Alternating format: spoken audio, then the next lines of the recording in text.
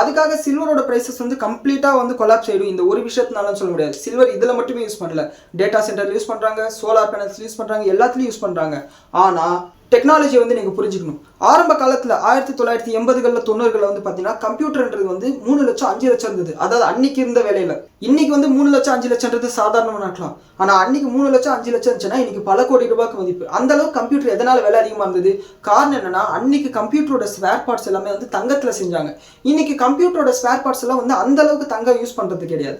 So எப்பெல்லாம் வந்து ரா மெட்டீரியலோட cost அதிகமாக ஆரம்பிக்குதோ அதுக்கு சப்ஸ்டியூட்டான ஒரு ரா மெட்டீரியல் வந்து கண்டுபிடிக்க ஆரம்பிச்சிருவாங்க. So come to the conclusion. நான் சில்வர் வந்து ரொம்ப கம்ஃபர்டபுளான ஒரு பொசிஷனில் வந்து இன்வெஸ்ட் பண்ணேன். நான் எப்பயுமே வந்து சில்வர் வந்து என்னோட போர்ட்ஃபோலியோவில் வந்து 1% அளவில் அலோகேட் பண்ணிப்பேன். அண்ட் கோல்டு வந்து பார்த்தீங்கன்னா 20% அளவு அலோகேட் பண்ணிப்பேன்.